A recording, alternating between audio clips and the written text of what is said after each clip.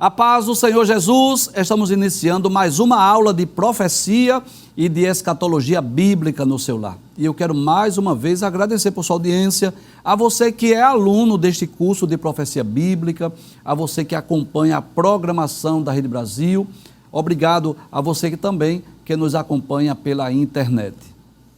O sincero desejo do nosso coração é que não só os instantes finais, mas toda a programação da Rede Brasil esteja sendo uma bênção para a sua vida.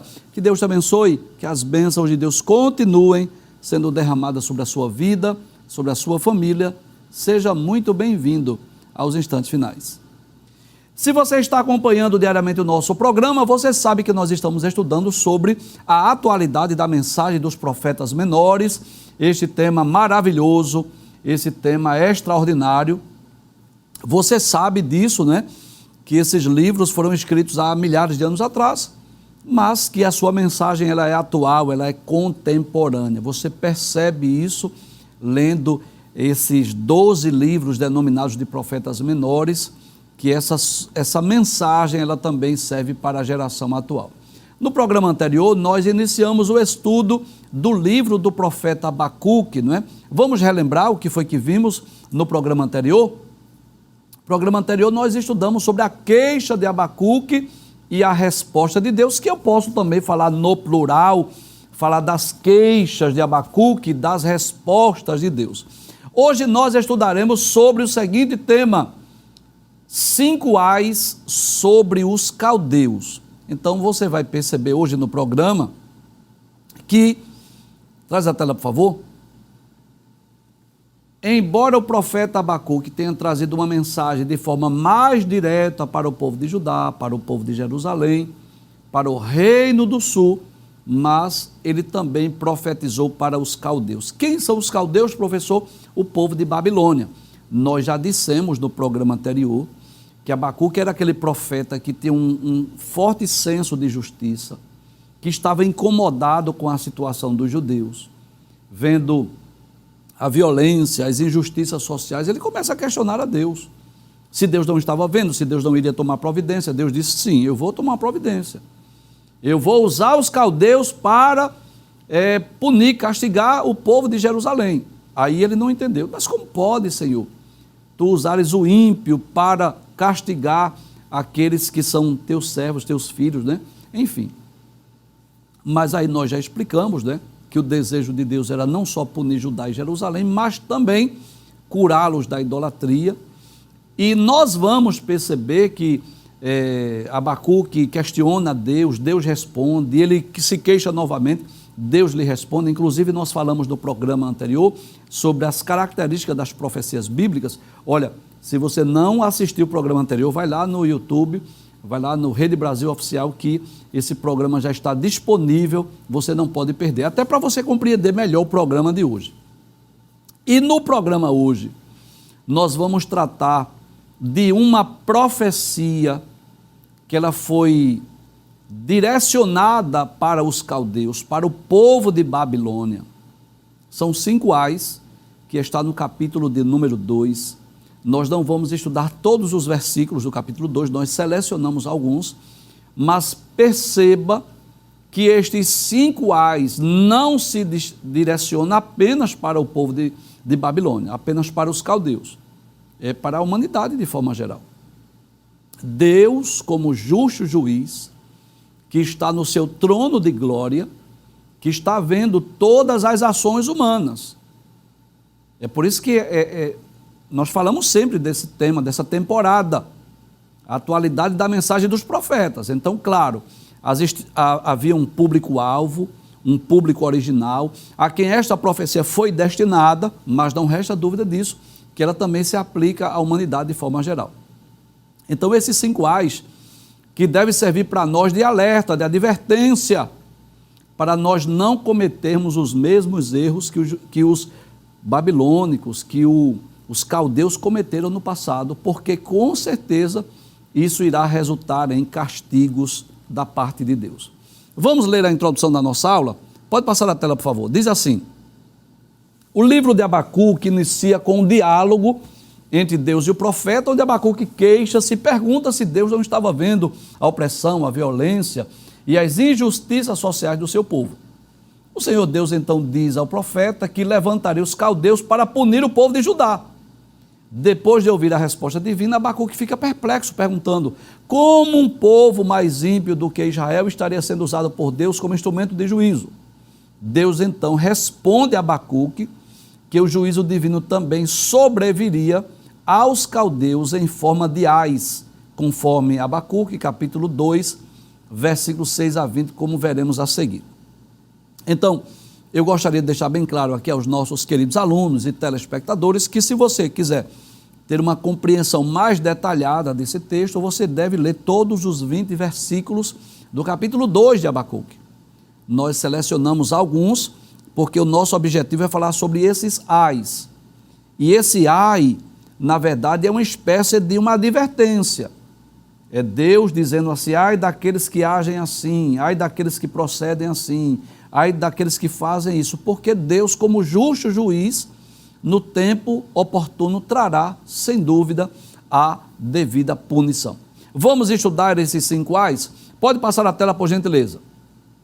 Capítulo de número 2, versículo 6 diz assim: ai daquele que acumula o que não é seu, até quando? E daquele que se enche de coisas penhoradas. Bem, você sabe disso, que não é pecado ser rico, não é pecado ter bens materiais. É bom nós lembrarmos isso, não é, que a Bíblia não condena a riqueza, a Bíblia não condena a prosperidade, muito pelo contrário. Nós vamos ver exemplos de homens, de pessoas, de nações prósperas, ricas, não é assim? Poderia citar aqui o maior exemplo bíblico, que é o exemplo do próprio Salomão, que quando Deus aparece a ele lá em Gibeão, Deus diz assim: olha, pede o que você quiser que eu lhe dê, eu vou lhe dar o que você quiser. E aí Salomão pediu um coração sábio, Salomão pediu um coração entendido, e Deus se alegrou tanto com aquele pedido, com aquela petição de Salomão, que Deus disse assim: olha, eu não vou te dar apenas sabedoria, mas eu vou te dar honras, eu vou te dar riquezas. Então, olha, se a riqueza fosse algo mal em si, é claro que Deus não daria. Quando Deus dá a riqueza a Salomão, é porque isso não é errado, não é pecado. A Bíblia nos mostra exemplos de pessoas prósperas, né? Quem não se lembra de Jó, o maior homem lá do Oriente, quem não se lembra de Abraão, quem não se lembra de José de Arimateia, e muitos outros que adquiriram muitos bens. Então a Bíblia não condena a riqueza. E o que é que a Bíblia condena? A Bíblia condena a avareza, sim. Não vou estudar hoje sobre a avareza, porque não está dentro do contexto, né? O amor, o apego ao dinheiro, aí está o problema. Paulo diz que o amor ao dinheiro, ou o amor do dinheiro, é a raiz de toda espécie de males.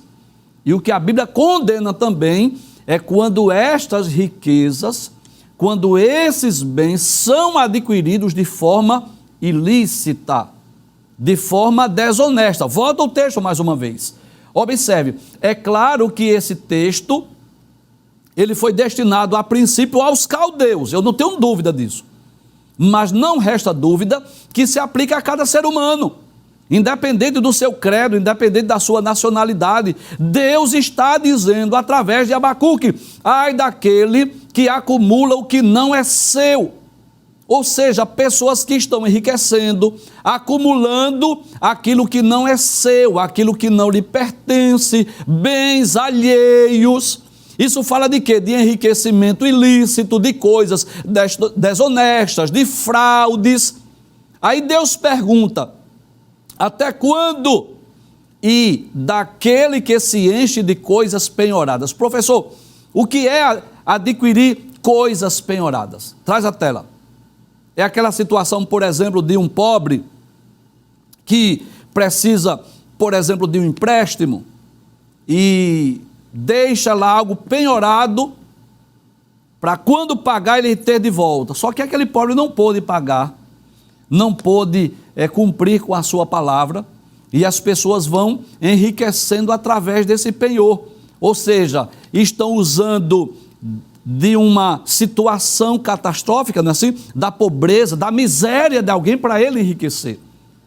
Onde não está havendo o amor, onde não está havendo a compreensão, e as pessoas dessa forma estão enriquecendo, e Deus está dizendo assim, ai daqueles que procedem assim. Por quê? Porque Deus é o justo juiz, que está sentado no trono, e está observando as ações, as atitudes de todos os seres humanos. Passa a tela, por gentileza. Então esse primeiro ai é uma palavra de repreensão. Ainda dentro do primeiro ai, no versículo de número 8, aí Deus vai trazer a justificativa, a explicativa, a explicação. Ele diz assim, visto que você despojou muitas nações, Deus está falando de quem, professor? Do povo de Babilônia. Deus está falando de quem, professor? Dos caldeus. Você despojou muitas nações. Professor, o senhor pode explicar melhor o que significa estes despojou muitas nações? Sim, eu vou dizer. Como era que agiam? Traz a tela, por favor. Os grandes impérios no passado. Foi o que ocorreu com a Síria, foi o que ocorreu posteriormente com a Babilônia. Como é que eles agiam? Invadiam nações. Despojos de uma guerra são as riquezas, é aquilo que é adquirido numa guerra. Então invadiu nações, aí leva, por exemplo, a prata, o ouro, as armas, as crianças, as mulheres, tudo isso aí é despojo de guerra. E Deus, como justo juiz, que está sentado no trono, que vê e contempla as ações de todos os seres humanos, Deus está dizendo, vocês despojaram, vocês estão enriquecendo ilicitamente. Abre a tela, por gentileza. Veja o que o texto diz. Visto que você despojou muitas nações, vocês invadiram terras, invadiram cidades, invadiram países, nações, e começaram a roubar, tirar os bens, né? Inclusive, traz a tela, por favor. Quando nós lemos, por exemplo, os primeiros capítulos de Daniel, nós vamos perceber isso. Quando nós lemos os últimos capítulos dos livros de Reis, das crônicas, nós vamos perceber isso, que o povo de Babilônia fez o mesmo com Jerusalém, invadiu Jerusalém, levou até os utensílios do templo para a Babilônia, você sabe disso. Então era o povo caldeu, era um povo acostumado a invadir terras, invadir nações, invadir cidades, países, despojar os países. Deus está dizendo assim, aí daqueles que estão enriquecendo ilicitamente, que estão despojando nações, e Deus diz o que vai acontecer. Qual é o juízo, qual é a sentença que o justo juiz está proferindo? Volta o texto mais uma vez, aí Deus diz assim, visto que você despojou muitas nações, todos os povos que restaram virão despojá-lo. Sabe o que é que Deus está dizendo? É a lei da semeadura. Traz a tela. Você sabe que é uma lei que foi estabelecida por Deus, que é chamada de lei da semeadura, e esta lei, ela está presente não só na natureza, mas ela está presente na realidade da humanidade. Não precisa nem ser agricultor para saber disso. Quem planta milho, colhe milho. Quem planta feijão, colhe feijão. Quem planta trigo, colhe trigo. É a forma que a natureza age, não é assim? É a lei da natureza, a lei da semeadura. Na história dos seres humanos é assim. Quem planta amor, colhe amor. Quem planta bondade, colhe bondade. Quem planta ódio, colhe ódio. É assim. É uma lei universal que foi estabelecida por Deus. E o que é que Deus está dizendo aos caldeus através de Abacuque? Você despojou as nações, você invadiu terras, você enriqueceu ilicitamente, vocês também serão invadidos. Volta ao texto mais uma vez. Deus está dizendo assim, todos os povos que restaram virão despojá-lo, vão despojar vocês. E isso aconteceu na íntegra, quando dois povos, duas nações, dois reis, os medos e os persas, prevaleceram sobre Babilônia. Você sabe disso. Não vou entrar em detalhes aqui, porque não é esse o objetivo da minha aula hoje, mas isso se cumpriu na íntegra. Dois reis, Ciro e Dario, dois povos, os medos e os persas, se uniram e prevaleceram contra a Babilônia. Aí Deus continua dizendo através de Abacuque, porque você derramou muito sangue, e cometeu violência contra a terra, contra as cidades e contra todos os seus moradores. Ou seja, traz a tela. Embora o povo de Babilônia tenha sido um instrumento para punir o povo de Judá e de Jerusalém, não tenham dúvida disso, mas só que eles foram muito cruéis. Eles mataram os judeus, eles invadiram a terra, eles roubaram seus bens, ou seja, eles se excederam nesse castigo, nesse juízo. E Deus está dizendo através de Abacuque: no tempo determinado vocês também vão pagar o preço. E eu quero deixar bem claro aqui que da justiça humana, que é falha, não é assim? Você sabe disso, que nem sempre a justiça prevalece, que nem sempre o culpado é punido, nem sempre o inocente é absolvido nesse mundo que a gente vive, mas da justiça divina não tem como escapar. Porque Deus não falha, Deus não erra, Deus não se precipita, Deus não comete erro. O justo juiz, olha, acima dos tribunais humanos, há um tribunal celestial, há um tribunal divino. Nos tribunais da terra, nos tribunais humanos, pode haver fraude, pode haver engano, pode haver suborno, pode haver 2 pesos e 2 medidas, pode haver injustiças nos tribunais humanos, pode. Agora, no tribunal divino, não. É impossível que Deus cometa injustiça. Deus está dizendo, através de Abacuque, Abacuque diz aí, que eu também estou de olho nos pecados dos caldeus. Eles invadiram terras, eles despojaram nações, e eu quero dizer que eles também serão despojados. Anota isso aí. Passa o texto mais uma vez. Passa o texto. Pode passar. Versículo de número 9, o segundo ai. Aí Deus diz assim: ai daquele que ajunta em sua casa bens mal adquiridos, enriquecimento ilícito. Às vezes a casa está bonita, cheio de móveis, de quadros, de artes, mas são bens mal adquiridos. São bens adquiridos de forma desonesta. Deus está dizendo: ai daquele que ajunta em sua casa bens mal adquiridos. Ou seja, de forma desonesta, de forma ilícita, para pôr o seu ninho num lugar bem alto, a fim de livrar-se das garras do mal, não é assim? As pessoas vão enriquecendo. Nos tempos bíblicos, né? As pessoas que tinham muitos bens faziam suas moradas em lugares altos.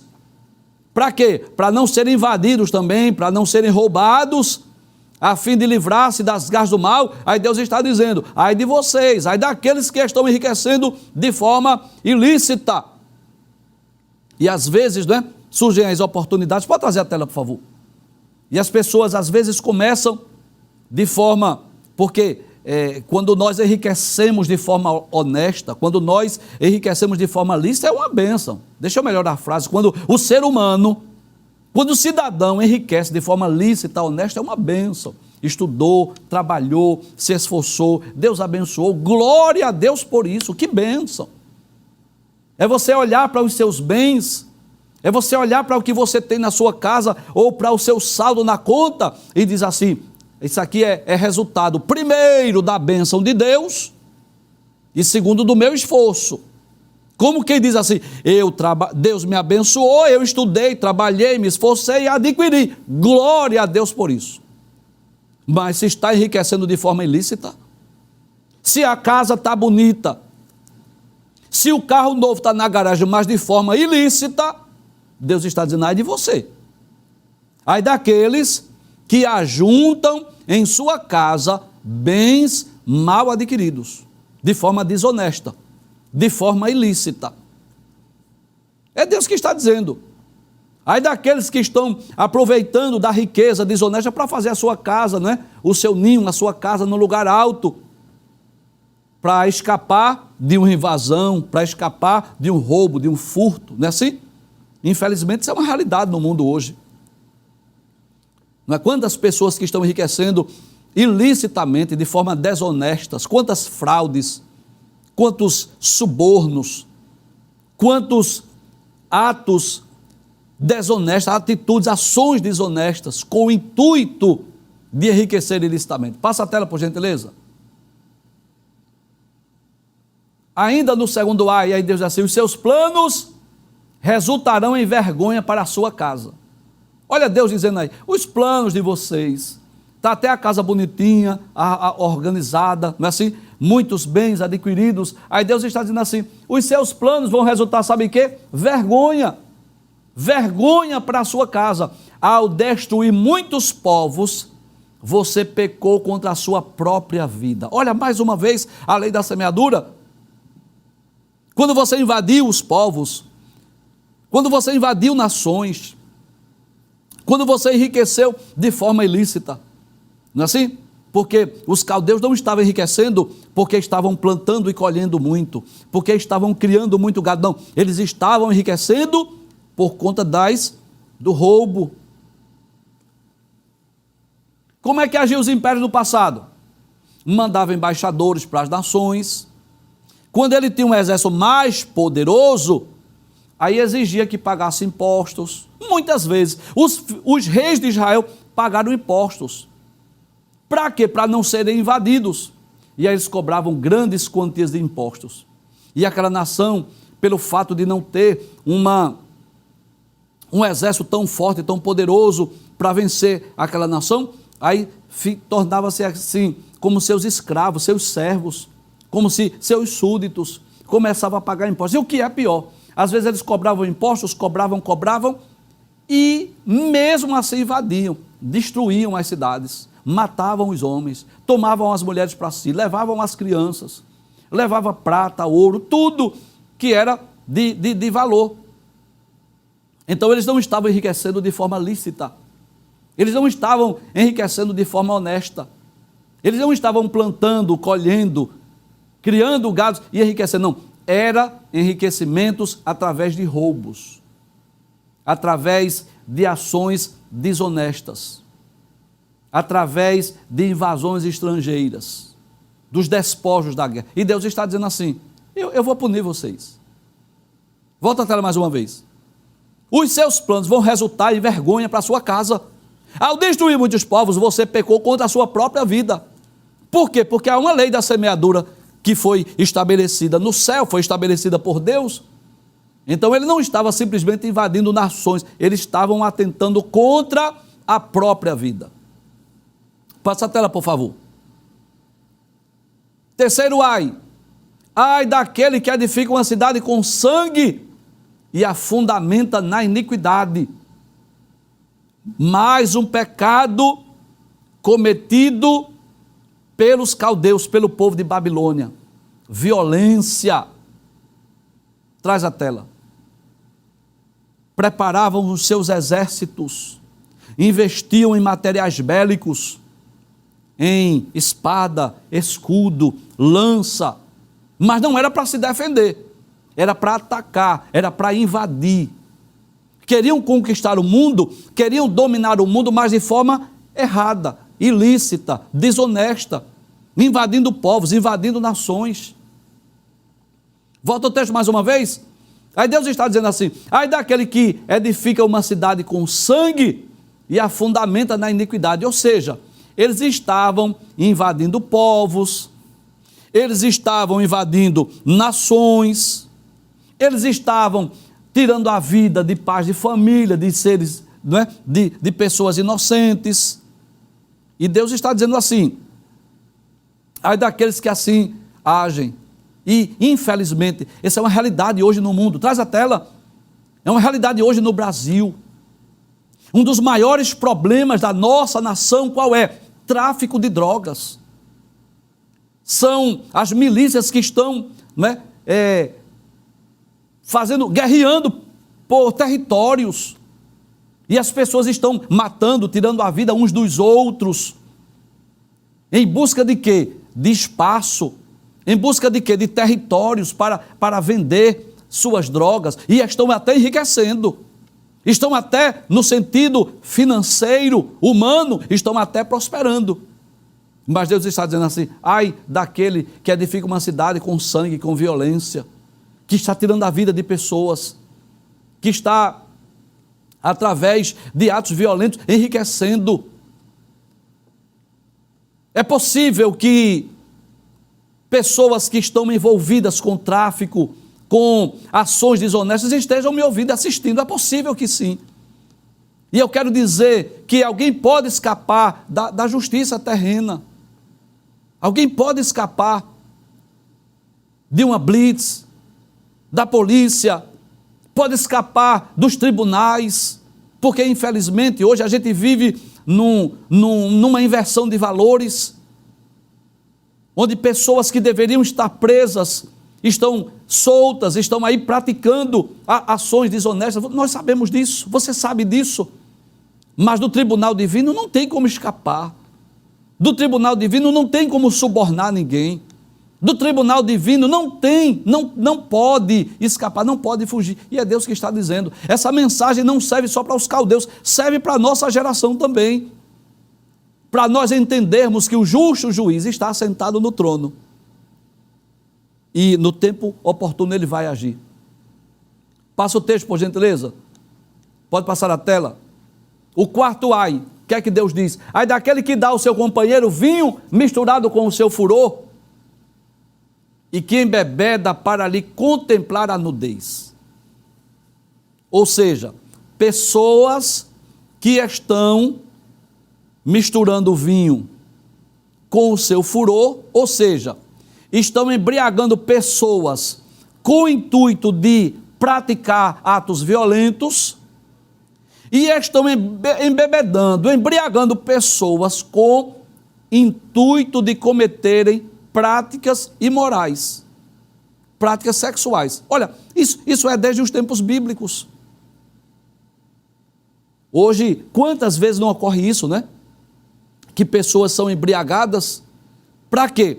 Para que alguém possa desfrutar dos prazeres da carne. Você sabe disso, isso é uma realidade. Às vezes nas caladas da noite, às vezes às escondidas. Pode trazer a tela, por favor. Às vezes esses atos são cometidos nas madrugadas, nas caladas da noite. Papai não vê, mamãe não vê, a polícia não vê, mas Deus, o justo, o juiz, está vendo tudo. Deus está dizendo aí daqueles que praticam assim, que agem assim. E essa palavra hoje de alerta, de advertência, não é só para os caldeus não, é para nós, é para cada um de nós. É o justo juiz dizendo assim, eu contemplo todas as coisas, as ações dos seres humanos. Muitas vezes as invasões dos caldeus, né, daqueles povos dos tempos bíblicos, eram feitas às caladas da noite, às escondidas. Quando menos esperava, a cidade estava invadida. E muitas vezes embriagavam as pessoas. Com que objetivo? De praticar atos imorais. Com que objetivo? De praticar violência. Vamos embebedá-lo, quando estiver bêbado a gente tira a vida. Vamos embriagá-lo, quando estiver embriagado a gente vai se aproveitar para cometer atos imorais. E isso é uma realidade no mundo hoje. Às vezes as pessoas, sem perceber, né? Os próprios que se dizem amigos, os próprios que levam lá para as baladas da vida, embriagam com o objetivo de roubar, com o objetivo de furtar, com o objetivo de matar, com o objetivo de praticar atos imorais. Isso é uma realidade no mundo hoje. E Deus está dizendo, ai deles, ai daqueles que assim praticam. Por quê? O justo juiz contempla todas as coisas. Passa a tela, por gentileza. Quarto ai ainda. Dentro desse mesmo contexto, Deus diz assim, você ficará coberto de vergonha em vez de honra. Você que está embriagando as pessoas para praticar atos sexuais ou atos violentos, você ficará coberto de vergonha em vez de honra. Beba você também, mostre a sua incircuncisão, mostre as suas vergonhas. Você vai passar pela mesma vergonha. Esse é o sentido do texto. Beba você também, mostre a sua incircuncisão, mostre as suas vergonhas, mostre a sua nudez. Olha o que é que o justo juiz está dizendo. Chegará a sua vez de pegar o cálice da mão direita do Senhor, e a sua glória se transformará em vergonha. Que coisa tremenda. Você sabe que a Babilônia era aquele grande império, que até o próprio Nabucodonosor chegou a dizer assim, não é esta a Babilônia que eu a construí para a magnificência do meu nome, não é? Você conhece a história, está lá no livro de Daniel. A Babilônia é mostrada nas profecias de Daniel como um leão com asas de águia. Olha que coisa interessante. O leão é o rei dos animais. A rainha é a águia é a rainha das aves, para mostrar sua glória, o seu esplendor, a sua grandeza. Naquela estátua do sonho de Nabucodonosor, a Babilônia é mostrada com que material? Com barro? Não. Ferro? Não. Cobre? Não. Prata? Não. Com ouro. Daquele sonho de Nabucodonosor, o material mais precioso era o ouro. A cabeça de ouro da estátua representava a Babilônia, falando da sua grandeza, da sua glória. Mas o que é que Deus está dizendo? Volta ao texto mais uma vez. Você ficará coberto de vergonha em vez de honra. E você sabe muito bem, não é? Traz a tela, por favor. O livro de Daniel mostra isso. Aquela sentença escrita na parede, Mene, Mene, Tekel, Parsim, capítulo 5 de Daniel, não é? Quando Belsazar fez uma grande festa, mandou buscar os utensílios do templo e se embriagou com os grandes do seu reino, nos utensílios do templo, quando ele viu uma sentença escrita na parede, Mene, Mene, Tekel, Parsim, pesado foste na balança e foste achado em falta, e naquela mesma noite foi morto Belsazar, e os medos e os persas prevaleceram sobre a Babilônia. Cumpriu-se na íntegra essa profecia. Deus havia dito: você ficará coberto de vergonha em vez de honra. Então cresceram, se tornaram um grande reino, um grande império, dominaram o povo judeu, invadiram Judá, Jerusalém, levaram os utensílios do templo, mas no tempo oportuno a sentença veio. E a sentença divina não tem como revogar, não tem como utilizar recurso meramente protelatório, não tem como recorrer a uma instância superior. Quando o justo juiz determina, a sentença é certa. Passa o texto, por favor, o quinto ai, que agora, de forma mais direta, vai atingir muitas pessoas que estão nos assistindo. Talvez você não esteja dentro de nenhum desses ai que nós citamos. Talvez você não esteja, traz a tela. Talvez você não esteja enriquecendo de forma ilícita. Talvez você não esteja praticando violência. Talvez você não esteja embriagando ninguém para praticar atos imorais. Talvez você esteja fora dos 4 ais, mas esse quinto ai, eu sei que vai atingir algumas pessoas que estão nos assistindo. E eu não vou ter receio de falar, porque o meu objetivo aqui não é ofender ninguém, não é agredir ninguém. Meu objetivo aqui não é maltratar ninguém. O meu objetivo aqui é explicar a Bíblia. E eu não posso deixar de falar desses 5 ais. Porque se você tiver com a Bíblia aí, você vai conferir no capítulo 2 do livro de Abacuque, diz 5 ais sobre os caldeus. Então não vou falar sobre 4, eu vou falar sobre os 5. E os 5 o que é? Idolatria. Pessoas que adoram ídolos, imagens de escultura. Que eu não sei porque o líder dessa igreja majoritária não ensina isso, se ele tem a Bíblia na mão. Não sei porque ele não combate a idolatria, o paganismo, a adoração a ídolos. Se é algo que está tão claro na Bíblia, tão claro, não precisa nem ser teólogo para entender que isso é um pecado diante de Deus. Se você ler Êxodo capítulo 20, se você ler Deuteronômio capítulo 5, você vai perceber isso. Que Deus deixa bem claro: não terás outros deuses diante de mim, não farás para ti imagem de escultura, não te encurvarás a elas. Veja o quinto ai, o que é que diz? Diz assim, pode abrir a tela. Para que serve o ídolo? O que é o ídolo? Um objeto feito de madeira, de prata, de ouro, de gesso, seja lá de que for, que a pessoa às vezes se prostra, se curva, adora, reza, faz petições. Aí Deus perguntando, não é Abacuque não, é Deus perguntando: para que serve o ídolo? Visto que o seu artífice o esculpiu. Oxe, foi feito por um ser humano. Como é? Preste atenção, traz para cá, por favor. Pense comigo. Digamos que eu seja um artífice. Aí eu fiz um ídolo, seja lá de gesso, de madeira, de prata, de ouro. Foi feito por mãos humanas. Quer dizer, eu sou superior a ele, porque eu fiz, eu construí, eu confeccionei, então eu sou maior do que ele. Aí agora eu vou me prostrar, me curvar, fazer petição. Não é algo contraditório? Volta o texto mais uma vez. Para que serve o ídolo? Visto que o seu artífice o esculpiu. Ou seja, ele foi feito por mãos de um homem. E de que serve a imagem de fundição? Mestra de mentiras. Olha, é Deus dizendo, não é o professor Givanildo, é Deus dizendo, mestra de mentiras, para que o artífice confie na sua obra, fazendo ídolos mudos. De que serve essa imagem? De que serve esse ídolo? Deus chama os ídolos de mestra de mentiras, de enganos, de fraudes, não é assim?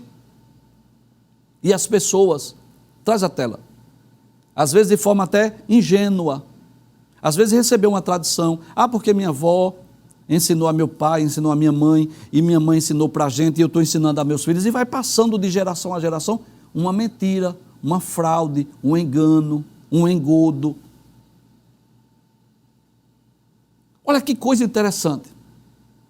Nesses 5 ais, Deus vai combater a mentira, Deus vai combater através de Abacuque a violência, o enriquecimento ilícito, atos desonestos, atos de violência e também a idolatria.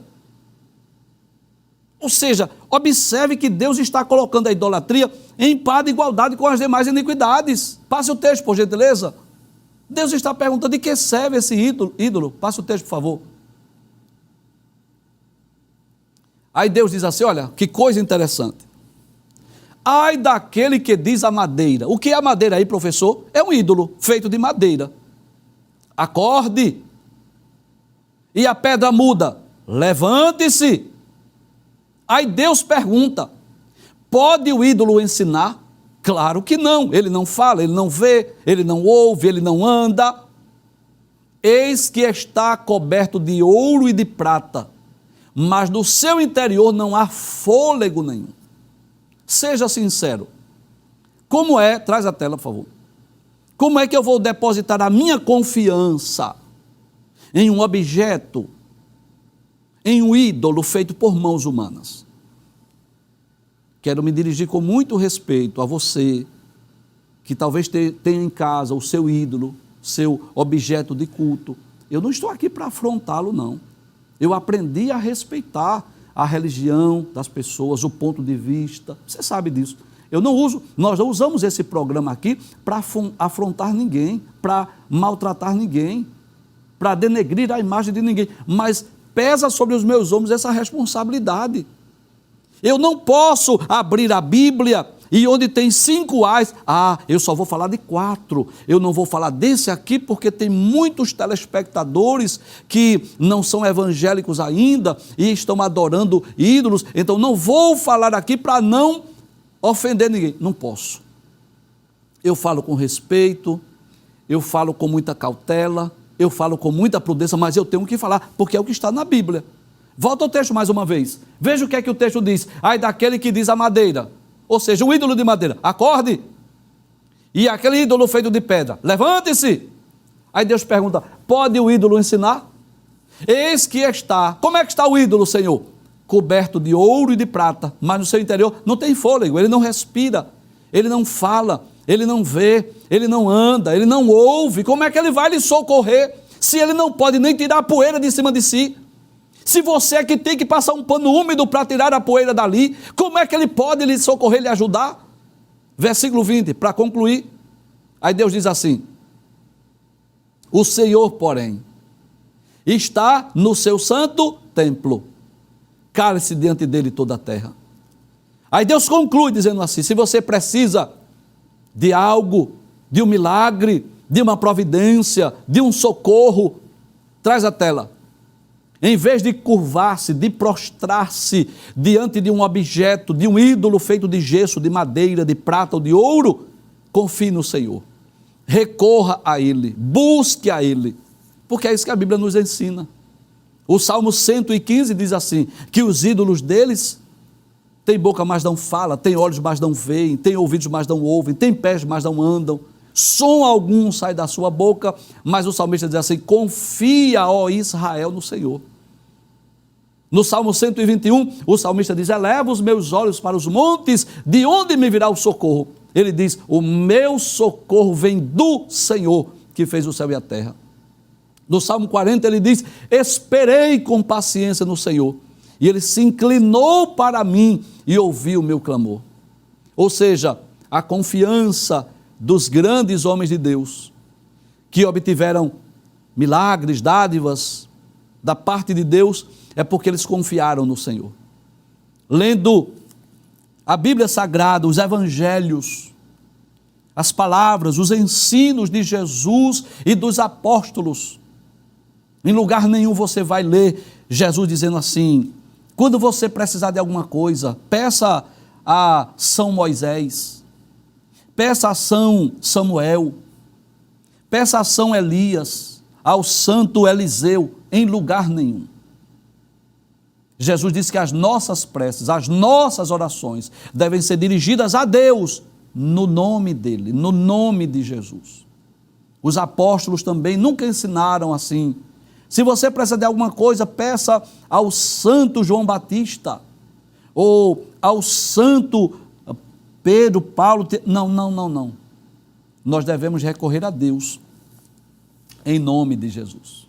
E esses ais, embora tenham sido destinados de forma direta para os caldeus, que estavam cometendo violência, que estavam embriagando as pessoas em busca de prazeres terrenos efêmeros, que estavam praticando violência, mas também estavam praticando idolatria, adorando deuses mortos e ídolos. Aí Deus diz assim: ai deles que estão confiando naqueles que não podem lhe ouvir. Que Deus nos guarde de cometer os mesmos erros que os caldeus cometeram, de praticarmos as mesmas coisas que eles praticaram, porque o justo juiz está no trono e contempla todas as coisas.